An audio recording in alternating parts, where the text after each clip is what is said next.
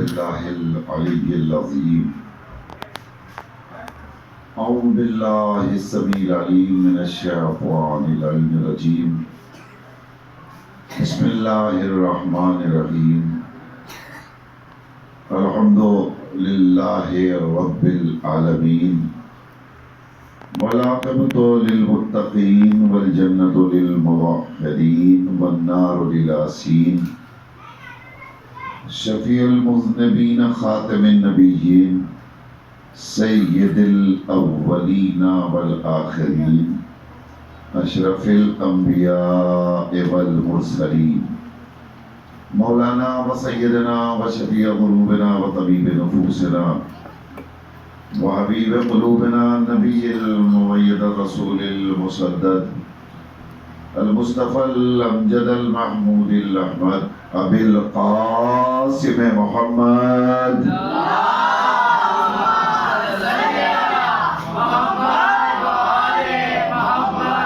وعلى الطيبين الطاهرين المعصومين ولعنة الله على أعدائهم وقاتليهم وغاصبي حقوقهم ومنكر فضائلهم أجمعين من الآن إلى قيام يوم الدين. أما بعد وقد قال سبحانه تبارك وتعالى وقوله الحق بسم الله الرحمن الرحيم كل نفس ذائقة الموت صلوات اللہ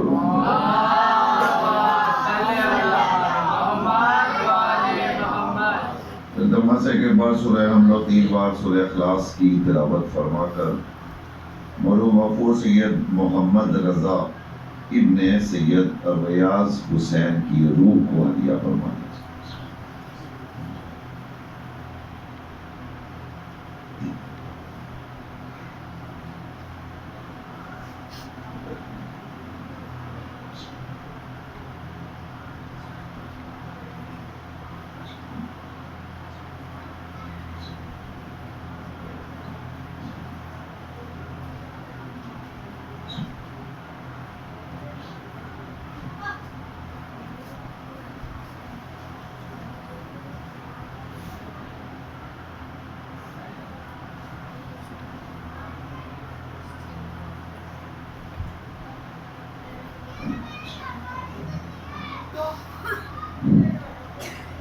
اور ان کی شرمانی روح کے لیے، بلندی درجات کے لیے، ان کے گناہان کبیرہ اور صغیرہ کی معافی کے لیے، اور اپنی بارگاہ شہزادی کونین میں حاضری درج کرنے کے لیے بآواز بلند صلوات پڑھیں.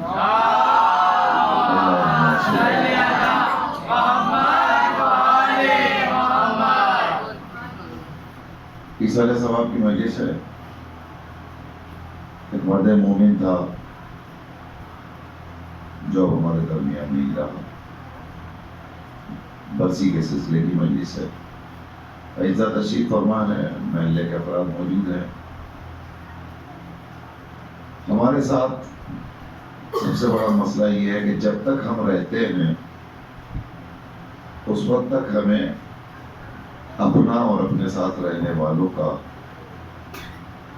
قطعاً خیال نہیں رہتا، لیکن جب وہ چلے جاتے ہیں تو پھر ان کی باتیں، ان کی یادیں، ان کی اچھائیاں، ان کی خوبیاں، ان کے کمالات، یہ ہمیں رہ رہ کر یاد آتے ہیں. اور اسی لیے ہمارے یہاں ایصال ثواب کا ایک جو طریقہ رائج کیا گیا ہے کہ ہمارا مرنے والا جب مرتا ہے تو ہم مجلس اعزا منعقد کرتے ہیں، اور مجلس کے ذیل میں دنیا کو یہ میسج اور یہ پیغام دیتے ہیں کہ اگر مر گیا ہوتا تو مرنے کے بعد اس کا نام بھی ختم ہو جاتا، لیکن مرے ہوئے 2 برس گزر گئے اور آج بھی اس کے نام پر اتنا بڑا مجمع جو یہاں اکٹھا ہے، یہ ثبوت پیش کر رہا ہے کہ دنیا کے مرنے والے مر جاتے ہیں، ہمارے مرنے والے مر کے بھی مرا نہیں کرتے. یہ مرحلے موت سے صرف گزرتے ہیں، ان کے یہاں موت کا کوئی تصور نہیں ہے. البتہ موت آتی اس لیے ہے کہ اس زندگی سے حقیقی زندگی کی طرف منتقل ہو سکے، اسی لیے اس لفظ کو انتقال کہا گیا ہے۔ تو ہماری اصل زندگی تو مرنے کے بعد ہی شروع ہوتی ہے، لیکن میں آپ کے سامنے بالکل آپ کو متوجہ کرنے کے لیے اور اپنے سے جوڑنے کے لیے ایک جملہ کہہ دوں۔ جو مر جاتا ہے اس سے کسی کو کوئی فائدہ پہنچتا ہے؟ یہ آپ سوچ کے بتائیے، جو مر جاتا ہے اس سے کسی کو کوئی فائدہ پہنچتا ہے؟ مردے سے کسی کو کوئی فائدہ ہے؟ فائدہ کس سے ہوتا ہے؟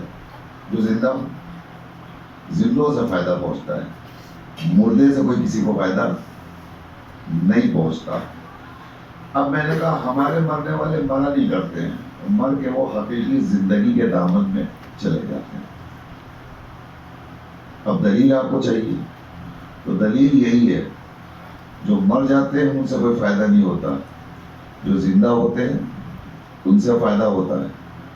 بہت سے افراد ایسے ہیں جو زندہ ہیں مگر ہمیں ان کے فائدے کا احساس نہیں ہو رہا ہے کہ ان سے ہمیں فائدہ پہنچ رہا ہے، لیکن فائدہ تو پہنچتا رہتا ہے مگر ہمیں احساس نہیں ہوتا کہ فائدہ ہے۔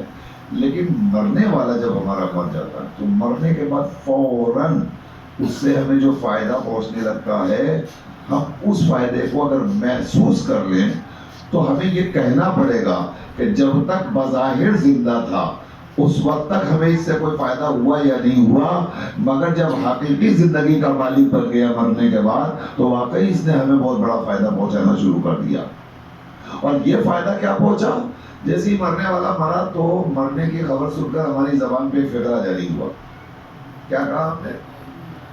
کسی کی بھی موت کی خبر سنتے ہیں تو ہم کیا کہتے ہیں؟ بچوں بالکل زور سے بولو، ہم کسی کی موت کی خبر سنتے ہیں تو کیا کہتے ہیں؟ انا للہ و انا الیہ راجعون۔ یہ کیا ہے؟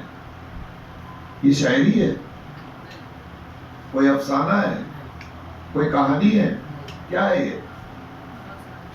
یہ قرآن مجید کی آیت ہے نا؟ قرآن کی آیت، قرآن کی آیت۔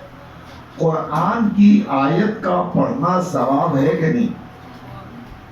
ثواب ہے۔ جو پڑھے اسے بھی ثواب، جو سنے اسے بھی ثواب، جو دیکھے اسے بھی ثواب۔ ایک آیت پڑھیے گا تو آپ کو بھی ثواب ملا اور جن لوگوں کے درمیان پڑھا ان لوگوں کو بھی ثواب ملا۔ مرنے والا مر گیا، جیسے ہی وہ مرا ہم نے اس کی موت کی خبر سنی تو ہم نے فوراً قرآن مجید کی آیت کی تلاوت کر دی۔ لیکن ذرا متوجہ ہو جائیے آپ، بھائی مرنے والا مر گیا تو کیا کہنا چاہیے تھا؟ فلاں شخص کا انتقال ہو گیا، فلاں شخص مر گیا، چلا گیا، اب نہیں آئے گا، ہم کچھ بھی کہہ سکتے تھے؟ نہیں کہا نا۔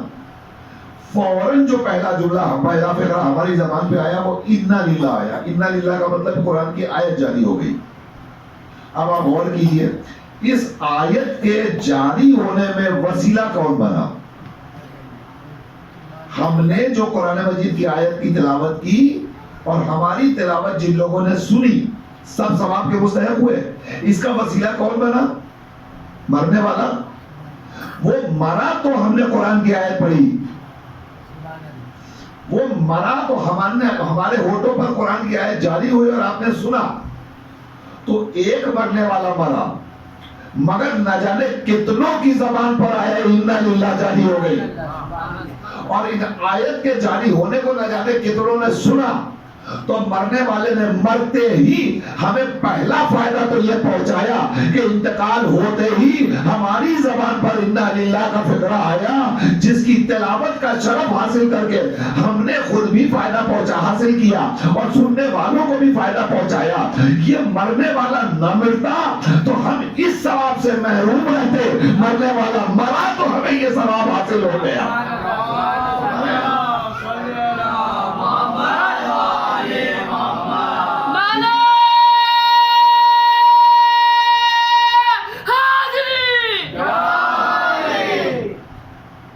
غور فرمائیے، دیکھیں یہ جب تک زندہ تھا اس سے فائدہ ہمیں تھا یا نہیں تھا ہمیں پتہ نہیں تھا، لیکن جب یہ مر گیا تو مرتے ہی سب سے پہلا فائدہ تو یہی سے شروع ہو رہا ہے۔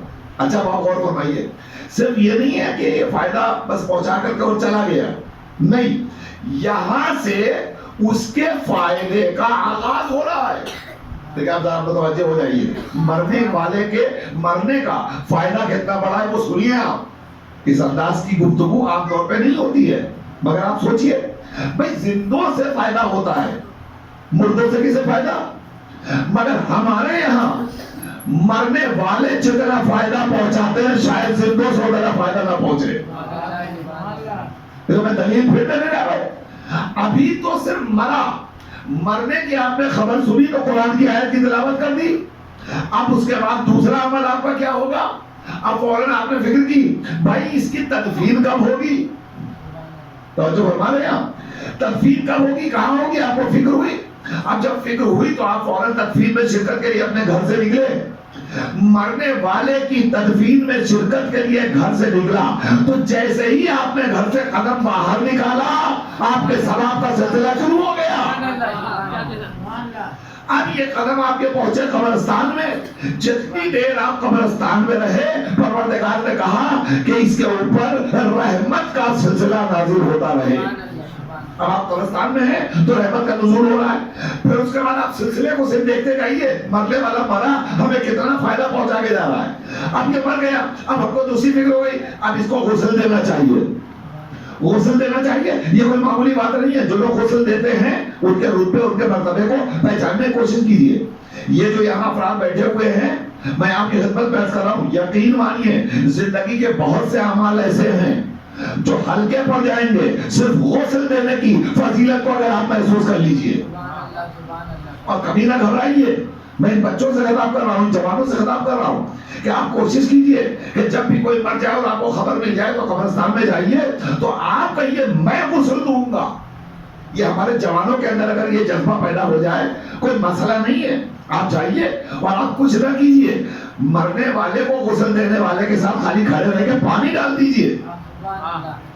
دیکھیں صرف پانی ڈالنے کا ثواب اتنا ہے، اللہ کہہ رہا ہے ہر قطرے آب پر، توجہ فرمائیے گا، مرنے والے کو جو غسل آپ دے رہے ہیں ہر قطرے آب پر پروردگار بے حد و بے حساب ثواب کا مصداق بناتا چلا جاتا ہے. اتنا ثواب ہر قطرے آب پر، اتنا ثواب ہے کہ آپ کاؤنٹ نہیں کر سکتے. لا تعداد ثواب ملتا ہے. جب ایک ایک قطرے آب پر اتنا ثواب ہے تو پورے غسل کا کتنا ثواب ہوگا. غور فرما رہے ہیں آپ، محسوس کرتے رہیے مرنے والا مرا ہمیں کتنے فائدے پہنچ رہے ہیں، ہمیں کتنے فائدے پہنچ رہے ہیں. اب آپ نے غسل لے دیا تو فوراً کفن کی باری ہے، اب کفن میں لاؤ. جب کفن آپ نے پہنا دیا تو کفن پہنانے کے بعد کفن پہنانے میں ثواب، اس کے بعد کیا کریں گے، اب نماز ہوگی. نماز ہوگی، پڑھانے والا ایک، پڑھنے والے کئی، اور یہ دونوں پڑھانے اور پڑھنے والے اکٹھا ہوئے ہیں مرنے والے کے لیے. اب آپ نے نماز پڑھی، جتنی تکبیریں آپ کہتے رہے آپ کو ثواب ملا، جتنا ذکر آپ کرتے رہے آپ کو ثواب ملا، جماعت کا ثواب، نماز کا ثواب ملا. مرنے والے نے مرتے ہی اپنے ہمارے لیے ثواب کا جو دروازہ کھولا ہے وہ اتنا طولانی ہے کہ ہم محسوس نہیں کر سکتے. آپ نے نماز پڑھی، نماز کا ثواب، میں ایک ایک چیز کا ثواب آپ کو میں جلدی جلدی گزار رہا ہوں، موقع سے گنا رہا ہوں، میں ثواب کو کاؤنٹ نہیں کرا رہا ہوں. ثواب کا تو حساب ہی نہیں لگا سکتے آپ کتنا ثواب ملے گا. مگر آخری منزل تک میں لانا چاہتا ہوں. جب آپ نے نماز پڑھ لی اب اس کے بعد کیا کریں گے کہ آپ جنازے کو اٹھائیے اور کاندھا دیجیے اور کاندھا دے کر کے جنازے کو اس کی منزل تک پہنچائیے. ہوتا ہے یہی ہوتا ہے نا. اب آپ نے جیسے ہی کاندھے پر کاندھا دیا، جنازے کو اٹھایا، کاندھے پہ رکھا، اب کاندھے پہ رکھ کر کے آپ جیسے ہی اس کی قبر تک جنازے کو لے کر کے چل رہے ہیں، جنازے کو تو حکم کیا دیا گیا کہ چاروں طرف سے کاندھا دو، چاروں طرف سے کاندھا دو، داہنی طرف سے بھی بائیں طرف سے بھی. جب آپ نے کاندھا دینا شروع کیا تو آپ نے داہنی طرف سے کاندھا دیا، پھر بائیں طرف سے کاندھا دیا. پوری توجہ میری طرف دیکھتے رہیے گا. مرنے والا مرتے ہی ہمارے ثواب کا جو سلسلہ شروع کر رہا ہے وہ کتنا طولانی، کتنا عظیم ہے. ابھی آپ وقت میں آئیں گے انشاءاللہ जवानों सुनो कितना बड़ा फायदा मरने वाले ने हमको पहुंचाया है, हम महसूस नहीं कर पाते हैं। अब आपने जैसे अपने कंधे पे उसके जनाजे को रखा, हुक्म शरीयत है अब इसको कांधा दो और कांधा चारों तरफ से उसको उठाओ और अपने कांधे पर लेकर के आखिरी मंजिल तक पहुंचाओ। जैसे ही आपने मैयत को कांधा दिया तो आपने पहले दाहिने कांधे पर रखा। एक बात बताइए, जब दाहिने कांधे पर आपने जनाजा रखा तो दाहिना कांधा आपका खाली है या भरा हुआ? इधर देखते रहिएगा तभी बात पहुंचेगी। भाई दाहिना कांधा आपका खाली है या भरा हुआ? भरा हुआ है ना। कोई है हमारे कांधे पर के नहीं है? हमारे कांधे पर दोनों तरफ अल्लाह ने दो फरिश्ते बिठा रखे हैं, एक इधर है एक इधर। इनका काम क्या है? इसका काम ये है कि इंसान जो भी नेक काम करे वो लिखते चला जाए। इसका काम क्या है? जो बुराइयां करे वो लिखता चला जाए। अब दोनों अपने अपनी जिंदगी के फराइज पर उमूर पर मामूर है कि नहीं है? अब इनको अपना काम अंजाम देना है। अब सुनिए, जैसे ही आपने इस कांधे पर जनाजा रखा, अल्लाह ने फौरन इस फरिश्ते को हुक्म दिया कि इसके नामे अमल में सवाब का इजाफा करते चले जाओ। जितनी दूर ये जनाजे को कांधा दे रहा है इसके नामे अमल में जवाब हिसाब लिखते चले जाओ और इसका सवाब लिखते चले जाओ। अच्छा चलिए, आप सवाब के तो मुस्तहिक हो गए, मगर अब जो जुमला देने जा रहा हूं इंशाल्लाह आपका सुकून टूटेगा और आप सब मुझसे जुड़ेंगे। सबसे बड़ा फायदा मैं बयान करने जा रहा हूं। इधर आपने मरने वाले को कांधा दिया, जनाजे को आपने दाहिने कांधे पर रखा, रख करके आप आखिरी मंजिल तक ले चल रहे हैं। तो इसमें चूंकि नेक अमल आप अंजाम दे रहे हैं, कब्रिस्तान में है, जनाजे को कांधा दे रहे हैं, आखिरी मंजिल तक ले जा रहे हैं, तो ये तो नेकियां लिखेगा, मगर इसका काम क्या है? बुराइयां लिखना। अब आपने जब इधर कांधा दिया तो अब इसने पलट के पूछा, परवरदिगार मेरी ड्यूटी तो ये है कि मैं जो बुराइयां करे उसे करूं, लिखता रहूं, मगर इस वक्त तेरा बंदा उस मकाम पर है जहां बुराई का तस्वुर नहीं किया जा सकता। तेरा बंदा इस वक्त उस मकाम पर है जहां बुराई का तस्वुर नहीं किया जा सकता। तो परवरदिगार अब मैं क्या करूं? मेरा फरीजा क्या है? मेरी ड्यूटी क्या है? क्या मैं आगे थोड़ी देर खामोशी के साथ बैठा रहूं या मेरे लिए कोई हुक्म है? मेरे लिए कोई हुक्म है? तो अल्लाह ने कहा नहीं, हुक्म तेरे लिए भी है, खाली तुझे भी नहीं बैठने लूंगा।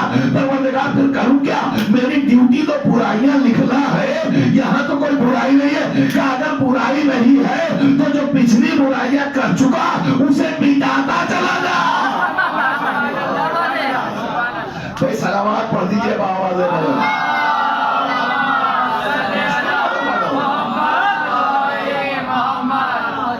देखिए आपने गौर फरमाया, हम इसीलिए कहते हैं हमारा मरने वाला मरता नहीं है, ये मौत के रास्ते से गुजरता हुआ असले जिंदगी की सरहदों में दाखिल हो रहा है। मरने वाला मरता नहीं है। दलील यही है कि जो मर जाता है उससे कोई फायदा नहीं पहुंचता और जो फायदा पहुंचाए वो मरता नहीं है। चूंकि हमारा मरने वाला जब मरता है तो मरते ही हमारे लिए फायदों का एक तवील सिलसिला शुरू हो जाता है। मर गया तो कब्रिस्तान में फायदा, मरने के बाद घर पे आए, अइज़्ज़ा को, यतीमों को, बेवाओं को, अफराद खानदान को हमने तस्लीयत पेश की तो सवाब, ताज़ियत पेश की तो सवाब, गले लगाया तो सवाब, यतीमों के सर में दस्ते शक्ल फेरा तो सवाब। अब उसके बाद मजलिस हो रही है, सोयूम में आए तो सवाब, 40वें में आए तो सवाब, 80 में आए तो सवाब। तो मरने वाला एक मरा, मगर वो हमारे लिए सवाब का एक तवील खजाना छोड़ के चला गया। अब जब उसकी याद आएगी, जब हम फातिहा पढ़ते रहेंगे, फातिहा उसके लिए पढ़ेंगे, मगर सवाब हमारे नाम अमल में उसकी बदौलत बढ़ता चला जाएगा।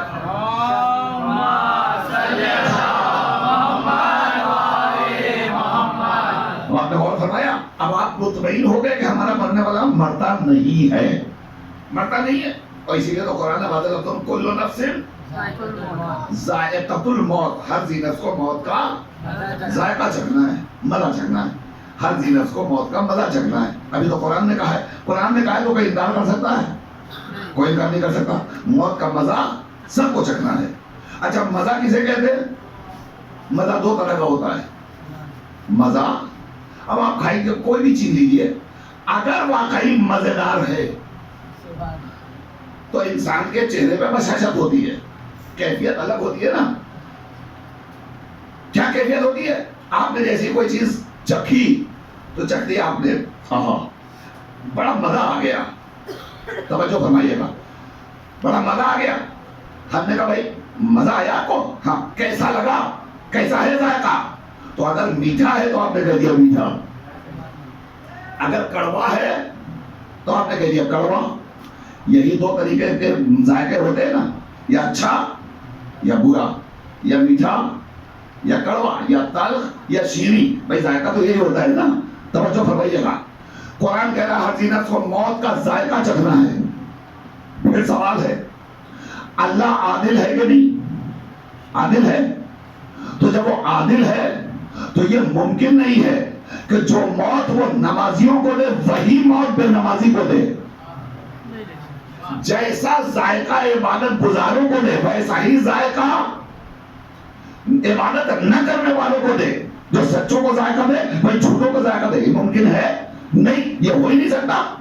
سچوں کو ذائقہ دار ملے گا، مزیدار ملے گا، مگر جو سچا نہیں ہوگا اس کے لیے وہی موت تو ہو نہیں سکتی. مگر قرآن نے اس پہ کہیں بھی ایکسیپشنل بات نہیں کی، کھل کر کے کہا کل نفس، ہر ذی نفس کو موت کا ذائقہ چکھنا ہے. ہر ذی نفس کو موت کا ذائقہ چکھنا ہے. تو اب یہ ماننا پڑے گا موت تو سب کے لیے ہے، موت کا ذائقہ سب کے لیے، کوئی بچ نہیں سکتا. مگر سب کے لیے موت ایک جیسی نہیں ہوگی. جو اچھے ہوں گے ان کے لیے موت اچھی ہوگی، جو برے ہوں گے ان کے لیے موت کا ذائقہ برا ہوگا. اب فیصلہ کیسے ہو کہ کس کے لیے موت کا ذائقہ اچھا ہے، کس کے لیے موت کا ذائقہ برا ہے؟ تو میں آپ کے خدمت میں عرض کر دوں، ساری نعمتوں پہ پروردگار کے ایک نعمت ہے جسے پانی کہتے ہیں. کہتے ہیں کہ نہیں کہتے؟ کہتے ہیں نا. میرے بچوں ذرا میری طرف دیکھنا. پانی، آپ بہت پیاس لگ رہی ہو آپ کو، اور پیاس کے عالم میں آپ کو ایک ٹھنڈا ایک گلاس پانی دے دیا جائے. آپ کو پانی ملا، آپ نے پانی پی لیا. جب پانی پی لیا تو برجستہ آپ کے منہ سے ایک لفظ، ایک فقرہ نکلا، واہ مزہ آ گیا. کہتے کہ نہیں کہتے؟ گرمی میں پیاس جہاں بلب ہو انسان پیاس سے، اور ایسے عالم میں اگر اس کو ٹھنڈا پانی مل جائے، اچھا پانی مل جائے تو کیا کہے گا؟ وہ یہی تو کہے گا نا، پانی پی گئی واقعی مزہ آ گیا صاحب. کیا پانی تھا؟ اچھا آپ نے جیسے ہی کہا مزہ آ گیا تو میں پلٹ کے پوچھو ذرا مزہ آ گیا بتائیے مزہ کیسا لگا آپ کو؟ کیسا مزہ لگا؟ تو کیا آپ بتا پائیں گے مزہ کیسا لگا؟ اب ظاہر ہے کہ میں آپ سے پوچھتا رہوں، آپ کہہ رہے ہیں مزہ آ گیا، اب میں آپ سے کہہ رہا ہوں مزہ بتائیے. مولانا میں مزہ کیا بتاؤں؟ ارے بھائی بتائیے، جب آپ کہہ رہے ہیں پانی پی کے مزہ آ گیا تو مزہ آپ کو جب ملا تو بتائیے. کہ مزہ تو آیا مگر بتانے کی کیفیت نہیں ہے، صلاحیت نہیں ہے، ہم بتا نہیں سکتے کیسا مزہ آیا. پھر غور کیجیے گا، پانی لقوت صحرا میں، پیاس میں، گرمی میں ملا تو آپ نے کہا مزہ آ گیا. پانی پیا تو مزہ آیا. اب میں نے آپ سے پوچھا کیسا مزہ ہے، تو اب آپ کہتے ہیں مزہ تو آیا، ہم بتا نہیں سکتے. اس کا مطلب یہ ہوا پانی ذائقہ رکھتا ہے، ہماری کمی ہے کہ ہم اس ذائقے کا اظہار نہیں کر سکتے. ارے بھائی توجہ فرمائیے گا. نہیں، اور آگے کی بات، پانی میں مزہ تو ہے اور ہم اس مزے کو محسوس بھی کر سکتے ہیں، مگر ہم میں بتانے کی صلاحیت نہیں ہے کہ ہم بتا سکیں کہ پانی کا مزہ کیسا ہے. نہیں بتا سکتے. مگر اسی سادے پانی میں 2 چمچ شکر ڈال دیجئے، اب آپ پی لیجئے. پینے بعد اب میں نے پوچھا مزہ آیا؟ ہاں. کیسا ہے مزہ؟ اب میٹھا میٹھا ہے. اب آپ بتا سکتے ہیں کہ نہیں بتا سکتے؟ بتا سکتے ہیں. اچھا اب اس میں نمک ڈال دیں. اب کیسا ہے مزہ؟ تو آپ کہیں گے نمکین ہے. تو شکر ڈال دیا تو آپ نے فوراً بتا دیا میٹھا ہے. نمک ڈال دیا تو آپ نے فوراً بتا دیا نمکین ہے. پانی تو یہی ہے، نہ رنگ بدلا، کوئی تبدیلی نہیں، پانی وہی ہے، بالکل صاف صاف دکھائی دے رہا ہے. مگر ابھی آپ نے شکر ڈالی تو آپ نے بتایا میٹھا، نمک ڈالا تو آپ نے کہا نمکین. پہلے جب کچھ نہیں ڈالا تھا تو پانی تھا اور آپ نے کہا بھی کہ مزہ آیا، مگر جب میں نے پوچھا کیسا مزہ تھا تو آپ بتانے کی صلاحیت نہیں رکھتے تھے۔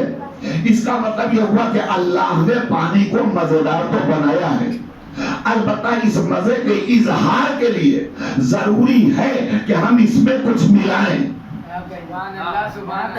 ارے بھائی توجہ فرمائیے گا، ہے تو پانی مزیدار، ہم اظہار بھی کر رہے ہیں کہ مزیدار ہے، ذائقہ بہت اچھا ہے، مگر بتانے کی کیفیت میں ہم نہیں ہیں۔ کب تک؟ جب تک ہم اس میں کچھ ملا نہ لیں اس وقت تک ہم میں بتانے کی صلاحیت نہیں پیدا ہوگی۔ جب ہم نے کچھ ملا لیا تو ہم میں بتانے کی صلاحیت پیدا ہو گئی۔ جیسے پروردگار نے پانی کو مزیدار بنایا ہے، ویسے ہی اللہ نے موت کو بھی ذائقے دار بنایا ہے۔ توجہ فرمائیے گا، موت کو بھی ذائقے دار بنایا ہے، مگر ہر آدمی محسوس نہیں کر سکتا کہ کس کی موت اچھی ہے کس کی موت بری ہے۔ اب اگر یہ جاننا ہو کہ موت اچھی کیسی ہے موت بری کیسی ہے تو جیسا عمل ملاتے چلے جاؤ گے ویسا مزہ موت کا بنتا چلا جائے گا۔ موت کے ذائقے کو اگر سمجھنا ہے موت کیسی ہے تو یہ دیکھو، دیندار ہے کہ نہیں، نمازی ہے کہ نہیں، پرہیزگار ہے کہ نہیں، متقی ہے کہ نہیں، کسی کے حق تلفی تو نہیں کرتا، لوگوں کا احترام کرتا ہے کہ نہیں، والدین کے احترام میں رہتا ہے کہ نہیں رہتا، لوگوں کے حقوق کو ادا کر رہا ہے کہ نہیں کر رہا ہے۔ جیسے جیسے انسان عمل میں اضافہ کرتا چلا جائے گا ویسے ویسے اس کی موت اس کے لیے ذائقے دار بنتی چلی جائے گی۔ تو موت بالکل ویسے ہی اللہ کی عظیم ترین نعمت ہے جیسے اللہ نے پانی کو نعمت بنایا، یہ بھی نعمت وہ بھی نعمت، اس میں بھی ذائقہ ہے اس میں بھی ذائقہ ہے، مگر اس کے ذائقے کو محسوس کرنے کے بعد بھی ہمیں بتانے کی صلاحیت نہیں ہوتی۔ لیکن جب ہم کچھ اس میں داخل کرتے ہیں، ملا لیتے ہیں، یعنی کوئی عمل انجام دے تو ہم میں صلاحیت پیدا ہو جاتی ہے کہ ہم اس کے ذائقے کا اظہار کر سکتے ہیں۔ بالکل ویسے ہی اللہ کہہ رہا ہے موت میں ذائقہ ہے، مگر جب اس ذائقے کو محسوس کرنا ہو تو محسوس کیسے کریں گے؟ کہ محسوس تبھی کریں گے آپ کہ جب اس میں عمل داخل کر لیں گے۔ جب انسان عمل داخل کر لے گا تو انسان کو مزہ آ جائے گا۔ اب ظاہر ہے کہ جو بھی انسان آیا ہے اسے اگر اپنی موت کو ذائقے دار بنانا ہے تو عمل کرنا پڑے گا۔ اب پھر قرآن مجید میں سورہ والعصر آپ مسلسل تلاوت کرتے ہیں، پروردگار نے اس میں کیا کہا؟ پروردگار کہہ رہا ہے والعصر ان الانسان لفی، اس کے آگے ہمیں یاد نہیں ہے، اگر آپ کو یاد ہو تو بول دیجئے، والعصر ان الانسان لفی، ہمیں یاد نہیں ہے بھائی، یاد ہے آپ لوگوں کو؟ سب کو یاد ہے نا؟ الحمدللہ۔ بسم اللہ الرحمن الرحیم، ان الانسان لفی خسر، بے شک انسان نقصان میں ہے، الا الذین آمنوا وعملوا الصالحات۔ اب یہ اللہ کی قید ہی سے لگائی، اس نے وہاں اوپنلی کہہ دیا بے شک ہر انسان گھاٹے میں ہے، مگر اب اللہ لگا کر بتا دیا مگر وہ گھاٹے سے بچ سکتا ہے جو ایمان بھی رکھتا ہو، عمل صالح بھی انجام دیتا ہو۔ تو اس کا مطلب یہ ہوا کہ وہاں واضح اعلان ہے سب نقصان میں ہے، تو جب سب نقصان میں ہے تو ہدایت کا عمل کیوں کریں؟ نقصان میں ہے تو نمازیں کیوں پڑھیں؟ نقصان میں ہے تو روزہ کیوں رکھیں؟ نقصان میں ہے تو لاکھوں روپے خرچ کر کے حج کیوں کریں؟ ہے نا توجہ؟ زندگی بھر کی کمائی خرچ کیوں نکالیں؟ زکات کیوں دیں؟ اس لیے سب کو تو نقصان ہی میں رہنا ہے۔ اسی لیے پروردگار نے کہا الا الذین آمنوا وعملوا الصالحات، سب ہیں نقصان میں مگر وہ نقصان میں نہیں ہے جو ایمان کا بجا لاتے ہیں اور عمل صالح بجا لاتے ہیں۔ جو صاحبان ایمان ہے اور جو عمل بجا لاتے ہیں وہ نقصان میں نہیں ہے۔ تو ہم پر لازم کیا ہے؟ ہم پر لازم کیا ہے؟ اگر ہم چاہتے ہیں کہ نقصان سے بچ جائیں تو ہمیں دو کام کرنا ہے، دو کام۔ پہلا کام ہمیں مومن بننا ہے، ہمیں صاحب ایمان بننا ہے۔ دوسرا کام ہمیں عمل صالح انجام دینا ہے۔ اب مومن بننا تو بہت آسان ہے آج کے دور میں، یعنی سو کالڈ جس کو لوگ سمجھتے ہیں، یہ بھی آسان نہیں ہے، بہت مشکل کام ہے، مگر بظاہر ہر آدمی مومن ہے کہ نہیں ہے؟ سب مومن ہے بظاہر، ہر ایک کو مومنیت کا تمغہ ملا ہوا ہے، یہاں سے لے کے وہاں تک چلے سب جتنے ہیں سب مولائی ہیں کہ نہیں؟ سب مولائی ہے نا، ہر آدمی مولائی ہے، جس کو دیکھ لیجیے مولائی۔ اتنا آسان ہے مولائی ہونا؟ اتنا آسان ہے علی والا ہونا، اتنا آسان ہے مومن ہونا جتنا ہم سمجھ رہے ہیں. میں ایک جملہ کہہ دوں، یاد رکھیے گا. ہمارا یہ دعویٰ کرنا بہت آسان ہے کہ ہم مولا کے غلام ہیں.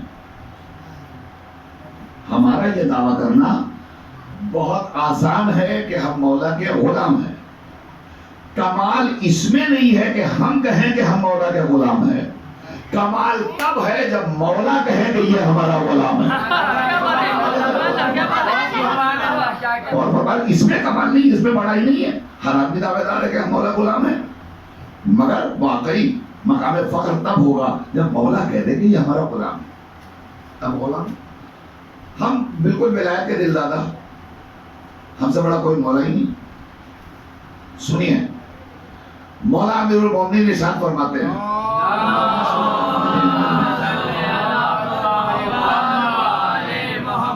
اچھا یہ صلوات تو بغیر میرے کہے ہوئے آپ نے پڑھی تھی، اب میں گزارش کر رہا ہوں ایک باواد وزن پڑھ دیجیے.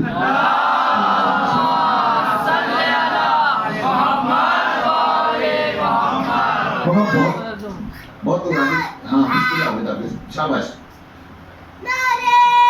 شاباش. اللہ سلامت رکھے. ایک صلوات اس بچے کی سلامتی کے لیے پڑھ دیجیے.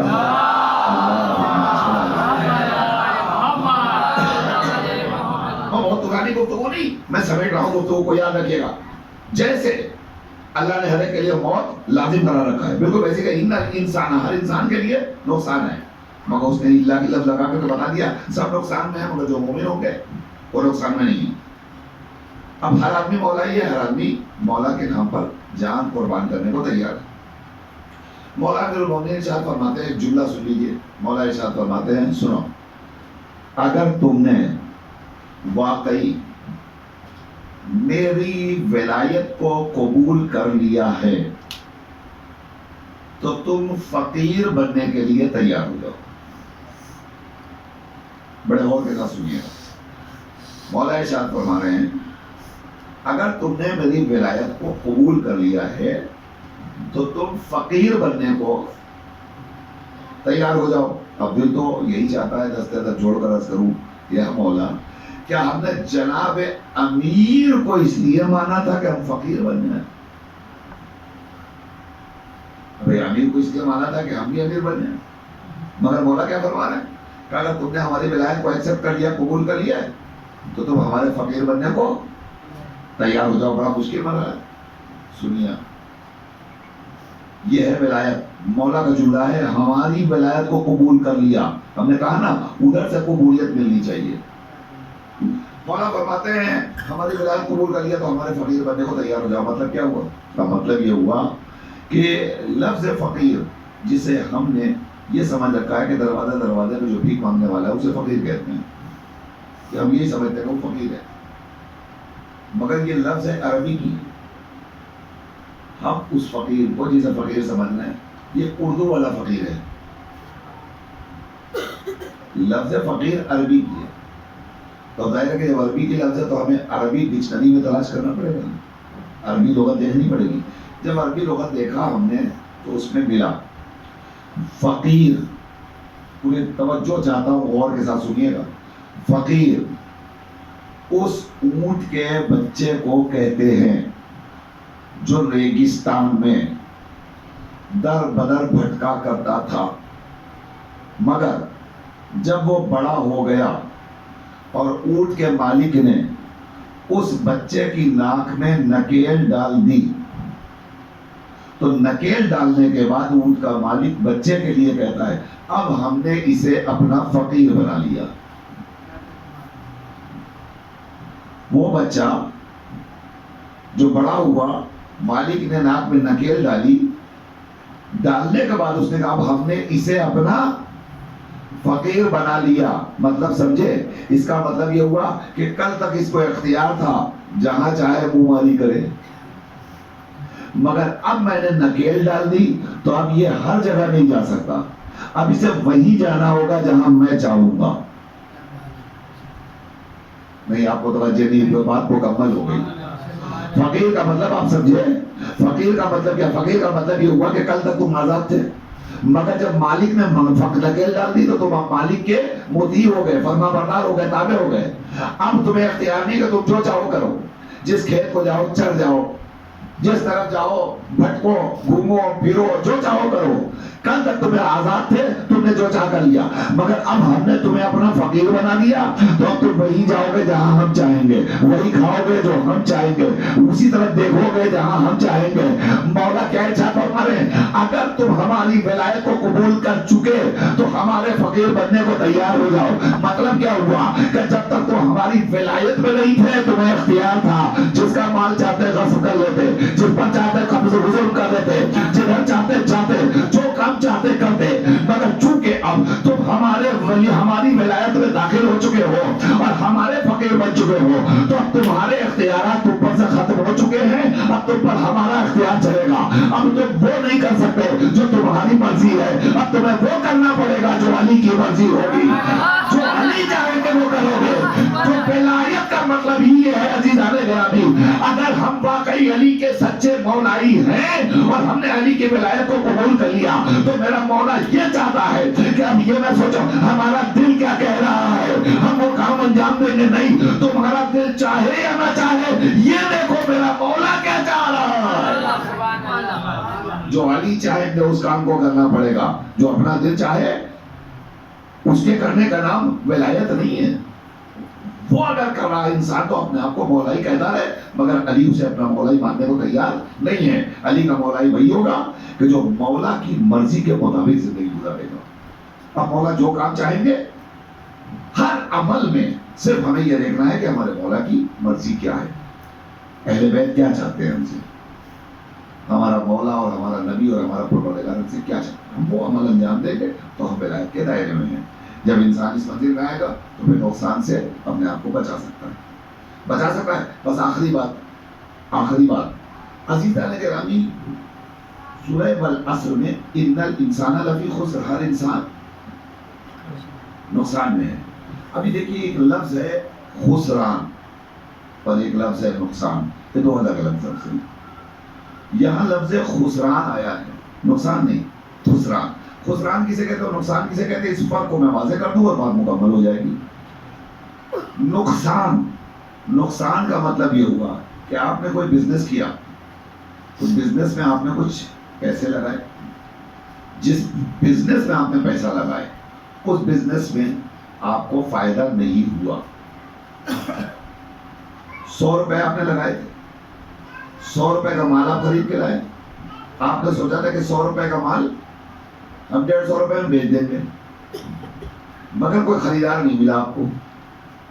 بعد میں آپ نے سوچا کہ یہ تو 100 روپے بھی ہمارے چلے جائیں گے، لہٰذا جو کچھ ملے وہ لے لو. تو 100 کی چیز خریدی تھی، 50 میں آپ کو بیچنا پڑا. جب آپ نے 50 میں بیچا تو اب آپ کو کیا ہوا، نقصان ہوا، گھاٹا ہوا. اس لیے کہ جتنا لگا تھا وہ 50% مائنس ہو گیا. 50% واپس ملا، 50% مائنس ہو گیا. جو مائنس ہوا اس میں جو ملا وہ ہماری پونجی واپس آئی، جو گیا اسے نقصان کہتے ہیں. یعنی جہاں کچھ جائے اور کچھ مل جائے اسے نقصان کہتے ہیں. متوجہ ہیں آپ؟ کچھ ملے اور کچھ چلا جائے اسے نقصان کہتے ہیں. مگر جہاں 100% چلا جائے اور کچھ نہ ملے اسے کہتے ہیں خسران. قرآن مجید نے ہمارے لیے لفظ خسران رکھا ہے، نقصان نہیں رکھا. اس نے کہا انسان خسران میں ہے. خسران کا مطلب کیا ہوا؟ خسران مطلب یہ کہ پوری زندگی ختم ہو گئی، اس نے کچھ حاصل ہی نہیں کیا، کچھ نہیں حاصل کیا. 1 کلو کی برف لائیے آپ اور برف کو لا کر کے گھر میں رکھ دیجیے. اگر آپ نے اس برف کو 100 روپے کی آپ برف خرید کے لائے، ایک برف کا ٹکڑا آپ گھر میں لائے، لانے کے بعد اسے اگر آپ نے کسی برتن میں رکھ دیا اور اس سے آپ نے ٹھنڈا ٹھنڈا پانی پی لیا تو آپ کو فائدہ ہو گیا.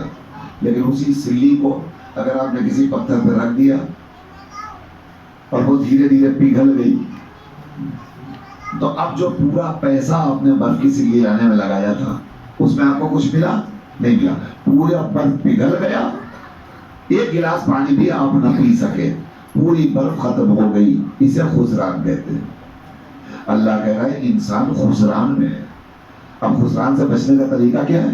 پورا برف نہ جانے دیجیے، اسے کسی برتن میں اکٹھا کر لیے تاکہ اس سے کچھ گلاس ٹھنڈا پانی مل جائے اور آپ کی پیاس بجھ جائے، آپ کو کچھ حاصل ہو جائے. کچھ حاصل ہونے کا مطلب اپنے آپ کو خسران سے آپ بچا لیں گے، نقصان سے ابھی بھی نہیں بچیں گے، اس لیے کہ کچھ ملا ہے، کچھ تو چلا گیا مگر کچھ ملا. لیکن قرآن کہہ رہا ہے تم خسران میں ہو تو کم سے کم میرے بچوں، میرے جوانوں، میرے بھائیوں، جب قرآن نے کہہ دیا ہر انسان خسران میں ہے تو اب عقل کیا کہتی ہے کہ کچھ نہ کرو تو کم سے کم اتنا عمل تو انجام دے دو کہ اپنے آپ کو خسران کی منزل سے نکال کر نقصان کے مرحلے میں داخل کرو، تاکہ یہ نہ ہو کہ ہمیں کچھ نہ مل سکا. اب یاد رکھو اہل بیت تمہاری شفاعت کے لیے اسی لیے ہے کہ اگر تمہارے نامہ عمل میں کچھ کمی ہو گئی تو جو لے کے جاؤ گے اس کے بل پر آل محمد کہیں گے پروردگار اس نے پڑھی تو ہے نماز، صحیح نہیں پڑھی نہ صحیح، روزہ رکھا تو ہے صحیح نہ صحیح، حج کیا تو ہے صحیح نہ صحیح، مگر کچھ تو عمل انجام دیا. اب پروردگار ہم اس کی طرف سے تیری بارگاہ میں سفارش کرنے آئے ہیں، جو کچھ کیا ہے تو اس لیے قبول کر لے کہ ساری چیزوں کے ساتھ ساتھ یہ ہمارا شہدائی تھا، یہ ہمارا مولائی تھا، یہ ہمارا فدائی تھا. اب سمجھ میں آئی بات عزیزان محترم، جس طرح سے انسان کے لیے عمل ضروری ہے اسی طرح انسان کے لیے ایمان لازم ہے. پہلے انسان خسران سے اپنے آپ کو نکال کر نقصان کے مرحلے میں داخل کرے. جب نقصان میں ہوگا تو اہل بیت کہیں گے اب میزان پر ہماری محبت تمہارے نمونہ عمل، تمہارے عمل کو اس منزل پر لائے گی کہ جہاں تمہارا نقصان بھی ختم ہو جائے گا. تمہاری بخشش کے ضامن ہمیں، تمہاری شفاعت کے ضامن ہمیں. ایک صلوات پڑھ دیجئے بآواز بلند.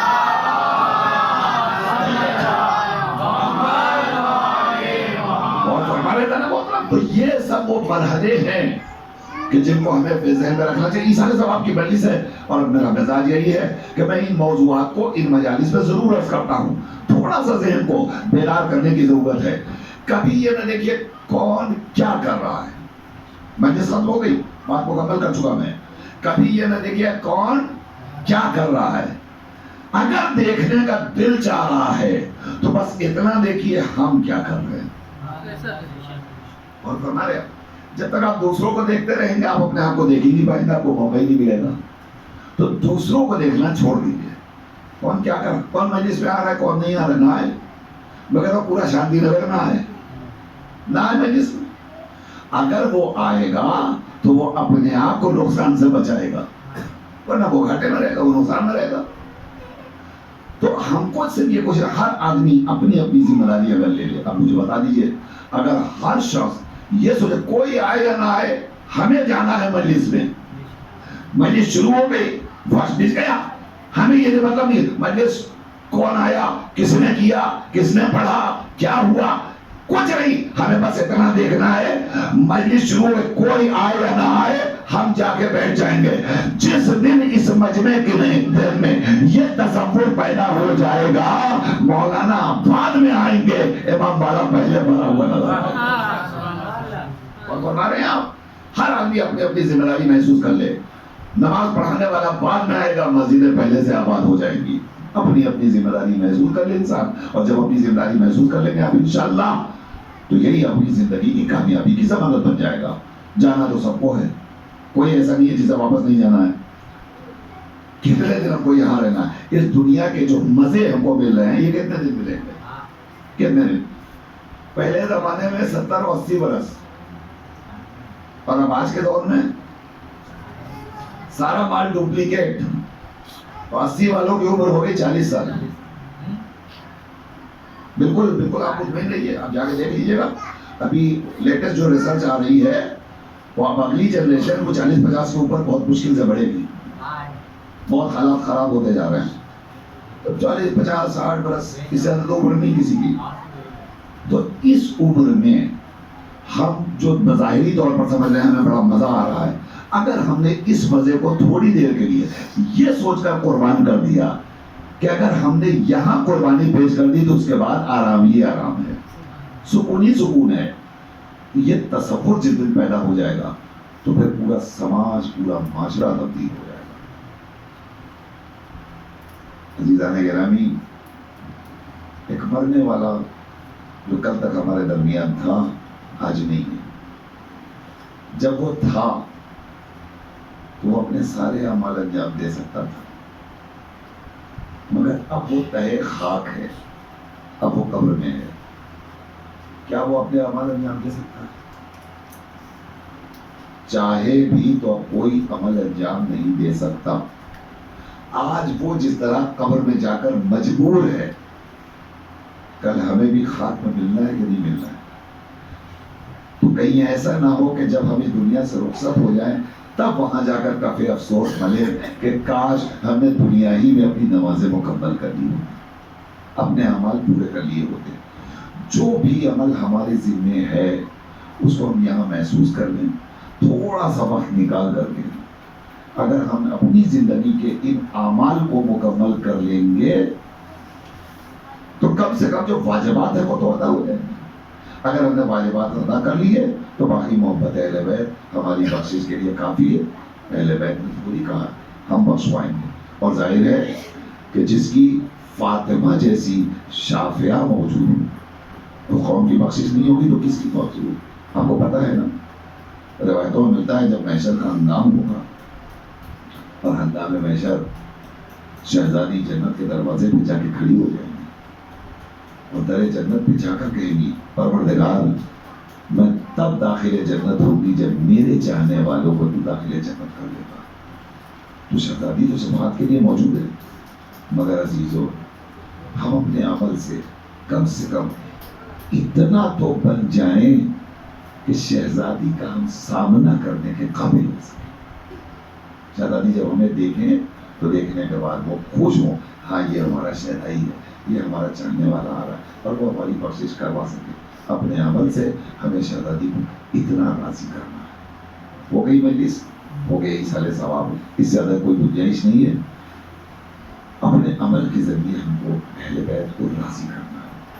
اہل بیت بہت غمزدہ ہے، شہزادی بہت غم زدہ ہے، غموں کا پہاڑ ٹوٹا ہے اس فاطمہ کے اوپر۔ کتنے غم ٹوٹے ہیں اس کا اندازہ آپ یوں ہی لگا سکتے ہیں کہ شہزادی نے باپ کے جانے کے بعد جو مرثیہ پڑھا، اس مرثیے کا فکر آئی ہے کہ بابا آپ کے بعد مجھ پر وہ مصیبتیں ٹوٹی، اگر دن پہ پڑتی تو مثل شب تاریخ ہوتا۔ یہ جملہ آپ نے ابھی مسلسل سنا ہے اور سنتے رہیں گے، اور کبھی غور تو کیجیے آخر کیا وجہ اور کیا سبب ہے۔ شہزادی کہی بابا دن پہ پڑھتے تو مثل شب تاریخ ہو جاتا، دن تاریخ ہو جاتا۔ اس کا مطلب یہ ہوا اتنے ظلم ہوئے ہیں، اتنے ظلم ہوئے شہزادی کے اوپر کہ کوئی اندازہ نہیں لگا سکتا۔ اب آپ رونے کے لیے آمادہ تو میں جملہ کہوں، ایک باپ کے ایصال ثواب کی مجلس ہے، یہاں بچے موجود ہیں، محلے والے موجود ہیں، چاہنے والے موجود ہیں، بیوہ موجود ہیں، افراد خاندان موجود ہیں، سب موجود ہیں نا۔ ہمارا دستور کیا ہے؟ ہمارا دستور تو یہی ہے نا کہ جب جانے والا چلا جاتا ہے تو لوگ تسلیت پیش کرتے ہیں، صبر کے کلمات پیش کرتے ہیں، سینے سے لگاتے ہیں، دستے چپت پھیرتے ہیں، یہی طریقہ ہے نا۔ مگر شہزادی کیا کری بابا آپ کے بعد مجھ پر وہ مصیبت ہو کہ پہاڑ ٹوٹے کہ اگر دن پہ پڑھتے تو مثل شب تاریخ ہو جاتے ہیں۔ مطلب کیا ہوا؟ اتنے ظلم ہوئے بیوی پر، کتنے ظلم ہوئے، کون کون سے ظلم ہوئے میں بتاؤں؟ میں مرحوم کے ایصال ثواب کی مجلس پڑھ رہا ہوں تو آپ سب رونے کے لیے آمادہ ہیں، مگر ہائے فاطمہ کی مصیبت، فاطمہ کی سب سے بڑی مصیبت یہ ہے کہ باپ مر گیا مگر بیٹی کو رونے نہیں دیا گیا باپ کے غم میں۔ ایک باپ کے ایصال ثواب کی مجلس ہے، باپ ایسا چھوٹے چھوٹے بچے ہیں، یہ بچے روئیں گے تو آپ انہیں سینے سے لگا لیں گے، مگر ذرا فاطمہ کی غربت اور مظلومیت کا اندازہ لگائیے۔ روایت کہتی ہے کہ شہزادی اپنی باپ کی غم میں اگر رونا چاہتی تھی تو شہزادی کو رونے کا موقع نہیں دیا گیا، بلکہ لوگوں نے مولا کائنات سے کہا یا علی فاطمہ سے کہیے ذرا کم رویا کرے۔ آپ کو پتا ہے کیوں کہا لوگوں نے؟ اس لیے کہا، کہتے ہیں علی ان سے کہہ دیجیے اتنا نہ رویا کرے، وہ ہر وقت روتی ہے تو ہمارے آرام میں خلل واقع ہوتا ہے، ہم سو نہیں پاتے، ہمیں آرام نہیں ملتا ہے، لہذا ہر وقت نہ رویا کریں۔ اللہ اللہ کیسے ظالمین تھے ہے جو ایک بیٹی کو ایک باپ کے غم میں رونے سے بھی منع کر رہے ہیں۔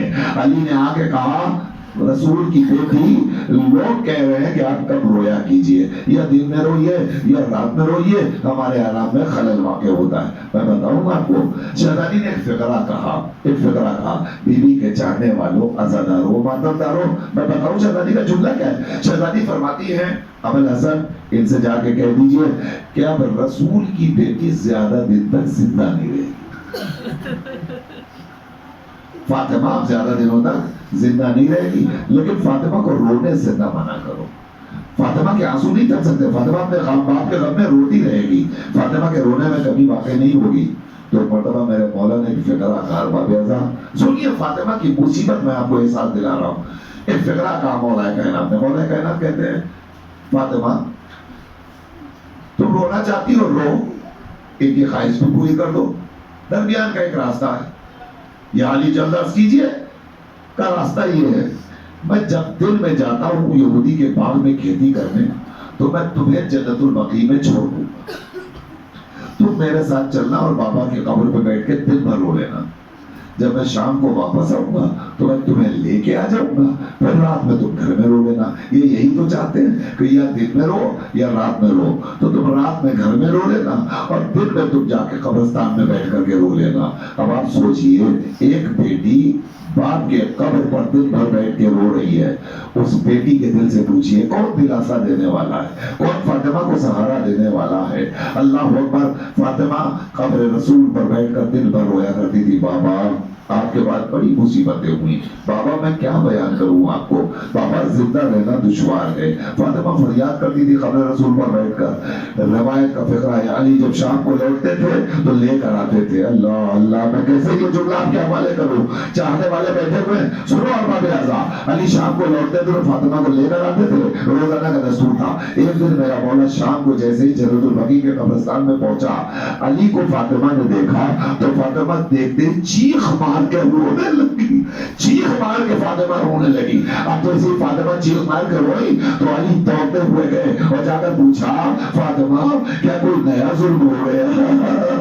فاطمہ کیا مجھے آنے میں تاخیر ہو گئی؟ فاطمہ اس طرح تو کیوں بے قرار ہو کے رو رہی ہو؟ اے رونے والوں سنو گے تو ایک مرتبہ فاطمہ کہتی ہے ابو الحسن دیکھ رہے ہو تم نے غور نہیں کیا، ارے قبر کے سائے میں ایک پیڑ لگا ہوا تھا اور میں اس پیڑ کے سائے میں بیٹھ کر اپنے بابا کو رویا کرتی تھی۔ آج ظلم کی یہ انتہا ہو گئی کہ ظالموں نے وہ پیڑ کاٹ دیا، سن سے یہ وقت آ گیا تمازت آفتاب اور دھوپ کی شدت میں اپنے بابا کو بیٹھ کر دن بھر روتی رہی۔ اس سے بڑا ظلم کیا ہو سکتا ہے کہ ایک بیٹی باپ کے غم میں اگر رونا چاہے تو رونا تو دور ہے، جو درخت کے سائے میں بیٹھی ہے وہ درخت بھی کاٹ دیا جا رہا ہے۔